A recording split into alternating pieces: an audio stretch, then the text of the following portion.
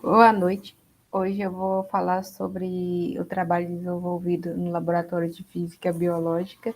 É um trabalho em colaboração com o professor Márcio Santos Rocha e o Tiago Moro. É sobre a cafeína como um catalisador de fármacos à base de platina, o estudo de espectroscopia de força de moléculas únicas. Aqui a gente estudou 4 fármacos à base de platina, cisplatina, carosplatina, carboplatina e oxaliplatina. E a gente já sabe pela literatura que esses fármacos eles interagem no meio celular, intracelular, ao DNA, depois de sofrer uma hidrolisação e tendo 2 sítios disponíveis para ter uma ligação covalente com a molécula de DNA, nas bases nitrogenadas do DNA, tendo assim ligações intrafitas e interfitas. Esse fármaco ele é amplamente utilizado em quimioterapia, em vários tipos de câncer, cada fármaco com seu tipo de câncer específico, porém, ele sofre uma grande resistência ao tratamento, as pessoas têm uma resistência a esses fármacos e existem vários efeitos colaterais. Na literatura, mostra-se que em meio celular, se você pegar uma cafeína, molécula de cafeína, e interagir com a cisplatina, você potencializa esse tratamento, melhorando muito em meios celulares. Mas o que a gente vem buscar nesse trabalho é entender o real papel da maquinaria celular e a físico-química das interações, ou seja, buscar entender qual que é o papel da célula ou se em moléculas únicas já a gente já encontra uma interação entre esse complexo cafeína, fármacos, platina e DNA. Para isso, a gente estudou em um tampão de fosfato simples. A técnica utilizada nesse trabalho foi a pinça ótica, a técnica de espectroscopia de força de apenas uma molécula, que consiste basicamente de um laser gaussiano fortemente focalizado, de perfil gaussiano, né, que consegue aprisionar partículas. Bom, então a gente utiliza uma microesfera de poliestileno que são presas no foco desse laser a partir de competições de forças que interagem com essa microesfera. Então, o nosso papel, o nosso alvo principal é a molécula de DNA, já que na literatura a gente vê que é o principal alvo desses fármacos. Então, a molécula de DNA é considerada um polímero semiflexível e o modelo Worm-like Chain consegue descrever basicamente esse polímero através uma curva de força por extensão e tirar 2 parâmetros importantes desse DNA, que é o comprimento de contorno, que é basicamente seu tamanho, e o comprimento de persistência, que é a sua rigidez. A gente trabalhou um regime entrópico com a força aplicada sobre esse DNA de 5 piconewtons, que não quebra as ligações químicas da molécula. Aqui eu mostro para vocês a curva de força por extensão da molécula de DNA, em que a gente aqui tem um feixe fortemente focalizado, representando o laser, que aprisiona a microesfera, onde que uma ponta está ligada à microesfera e uma outra ponta a uma lamínula, de modo que a gente obtém essa curva de força por extensão. Essa lamínula está em um piezo elétrico que consegue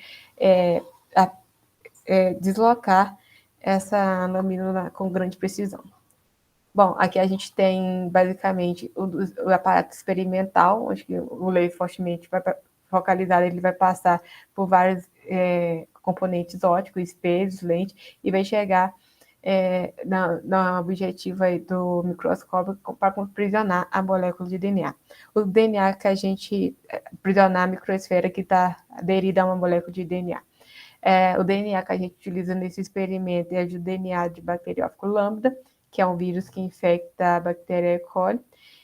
Ele tem um comprimento de contorno e persistência bem específico que a gente utiliza aí para procurar um DNA bem específico. Então, nos nossos experimentos, a gente adicionou cafeína a uma concentração de 2 milimolar, que manteve constante durante todo o experimento, e foi adicionando para cada experimento concentrações constantes, crescentes de fármacos na nossa amostra. Então, a gente utilizou o modelo estatístico de Kennedy Disorder e a isoterma de ligação de Hill, que vai linkar as propriedades mecânicas, comprimento de contorno, comprimento de persistência, com as concentrações dos fármacos adicionados na amostra, de modo a ter essa interação, obter as informações físico-químicas dessas interações entre os fármacos de platina, cafeína e a molécula de DNA. Observe que a isoterma de ligação de Hill, ela tem a constante de ligação de associação, que vai falar sobre a ligação desses fármacos ao DNA, e o N, que é o expoente de Hill, que fala sobre a cooperatividade no DNA. Se N for maior do que 1, tem uma cooperatividade positiva, uma cooperatividade positiva, que fala que se um fármaco adicionar ao DNA, ele ajuda uma próxima molécula a se ligar facilmente ao DNA. Caso contrário, se N for igual a 1, a gente não tem uma cooperatividade, e se N for menor do que 0 lá, a gente fala que a cooperatividade ela é negativa. A gente mostra representando aqui o gráfico de força por extensão da cisplatina, onde que esse antipreto é o DNA puro, vermelho é o DNA ligado a 2 milimolar de cafeína, e depois a gente foi aumentando as concentrações de cisplatina. Aqui é o gráfico para a cisplatina, mas o padrão de cores ele repete para os 3 fármacos estudados, que aqui é a carboplatina, a gente vê a oxaliplatina e a transplatina. Bom, aqui eu mostro para vocês o gráfico de persistência em função da concentração de cisplatina, em vermelho, onde que tem a cafeína de 2 milimolar na amostra, e em azul, experimento em que não temos cafeína adicionada na amostra. Observe que essa forma sigmoidal aqui representa a cooperatividade. Caso não exista essa forma sigmoidal da curva, a gente não tem cooperatividade na interação, de modo que aqui a expoente de Hill vai ser igual a 1 e aqui seria positivo. Então, sem cafeína, o fármaco ele é cooperativo, com cafeína a cooperatividade some. O mais importante aqui é que a saturação ela vai ocorrer em concentrações menores de cisplatina. Isso mostra que a constante de associação ela aumenta em relação ao caso em que não tem cafeína. Esse mesmo comportamento ele se repete para a carboplatina e para oxaliplatina, mesmo sem a cafeína, já não existia cooperatividade, e a constante de associação ela também aumenta aí em torno de 24 vezes, no caso para a oxaliplatina, mostrando que a cafeína ela vai funcionar também do mesmo jeito que a carboplatina e a cisplatina como um catalisador. Esse mesmo dado repete para a transplatina, e aqui eu mostro para vocês os dados de comprimento de contorno. Nesse gráfico eu mostro, no caso em que não tem cafeína na amostra, o comprimento de contorno ele vai decair para oxaliplatina, carboplatina e cisplatina, e mantém constante quando adicionado cafeína na amostra. Então, e em preto a gente tem para a transplatina, que tem um pequeno decaimento e aumenta com o tempo. Mesmo parecendo, comparando esse dado preto com o de cada transplatina, a gente vê que ocorre o decaimento mesmo com cafeína, mas esse decaimento ele é menor, parece menor, mas ainda está na base, na barra de erro. Então, observe que, novamente, que ao adicionar cafeína, o comprimento de contorno ele não cai mais, ele mantém constante durante o aumento das concentrações do fármaco. Aqui eu mostro para vocês o resumo dos dados que eu mostrei. Em caso onde tem cafeína e 2 milimolar adicionado, e no caso onde não tem cafeína, a constante de associação ela vai aumentar para todos os 4 fármacos quando a gente adicionou a cafeína de 2 milimolar na solução. E o expoente de Hill, que mostra a cooperatividade, mostra que não existe mais cooperatividade quando a gente tem cafeína presente. O que acontece, então? De trabalhos anteriores, a gente sabe que a cafeína ela se liga a fenda menor e maior do DNA, restringindo o espaço dessa molécula. Isso vai dificultar as ligações de intrafita dos dois sítios disponíveis dos fármacos à base de pratina. Então, aquele comprimento de contorno ele vai manter constante, porque os dois sítios disponíveis eles não vão conseguir mais a, fazer com que segmentos da molécula de DNA se aproximem.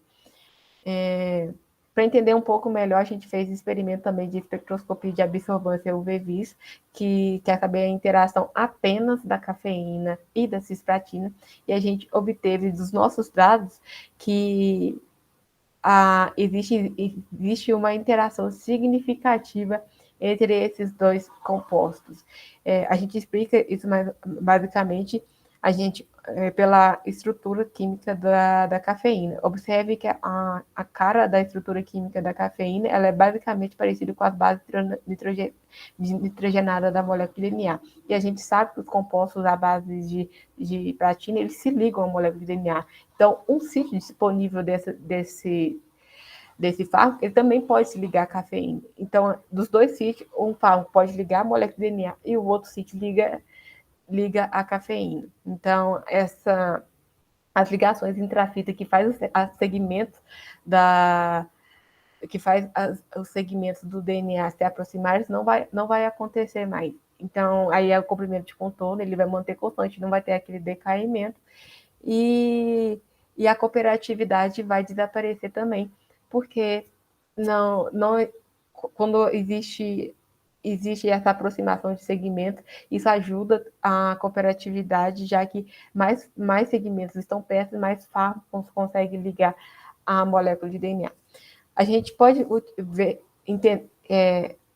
inferir sobre as ligações interfita através do regime entálpico. O regime entálpico é quando a gente utiliza uma força muito alta da pinça óptica e ela consegue desnaturar a molécula de DNA, que a gente vê um platô de desnaturação. Aí, a partir do momento que a gente adiciona algum tipo de fármaco nessa